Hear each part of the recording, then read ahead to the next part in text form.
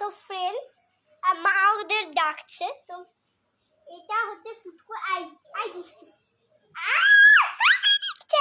একবার বলেছিলাম না বাড়িতে দুটো সদস্য এসেছে, মনে হয় বলিনি, একটু মারছি কারণ এরা খুব দুষ্টু, খুব দুষ্টু, খুব দুষ্টু, খুব দুষ্টু। তো এবার এটা হচ্ছে ফুটকো, এটা হচ্ছে বড়, এটা হচ্ছে অনেক বড়। এটা হলদির থেকে 2 দিন আগে জন্মেছে। এটা খুব কিউট। অ্যান্ড এরা আজকে সকালে আমার পায়ের কাছে এসে ঘুমিয়ে পড়েছিল। এই যে দাদা হলদিকে আনছি। সরি সরি সরি, একটু লেটই হয়ে গেল মানে আনতেছি। এই দেখো এটা হচ্ছে এই হলে ফুটকো থেকে 2 দিনের ছোট, মানে অনেক ছোট। অ্যান্ড এরা সবাই আমার ভাই বোন সবাই। অ্যান্ড আমার দাঁত ফুকলা হয়ে গেছে। অ্যান্ড ফুটকো ওদিকে খেলছে, ওই যে দেখো সোফায় খেলছে। অ্যান্ড আমি ওকে ওর দাদার কাছে দিয়ে এসেছি।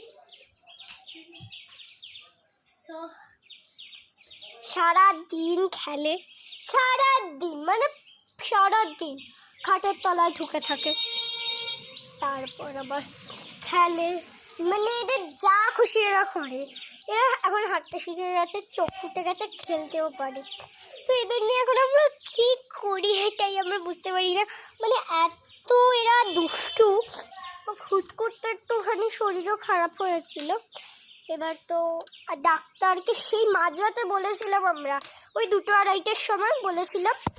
তো ডাক্তার মানে ওষুধ ফষুধ দিয়েছে। তো কিছুদিন আগে ওই ওষুধগুলো খাওয়া শেষ হলো।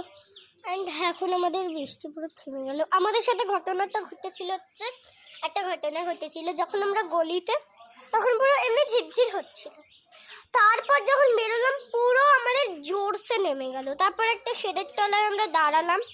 তো এবার ওই তারপর শেডে দেখলাম, শেডের তলায় দাঁড়িয়ে যে একটু কমেছে। আমরা যাচ্ছি, হঠাৎ করে এবার শুরু পুরো ঝমঝমিয়ে, মানে পিওর ঝমঝমিয়ে। তো এবার আর কি করব, বাড়ি ফিরে আসতে হলো। অ্যান্ড আমার চোখের মণিগুলো কিন্তু এরকম না, হাতে কিন্তু আমার কোনো নেল পলিশ নেই, ফিল্টারের কারণে এটা বোঝা যাচ্ছে।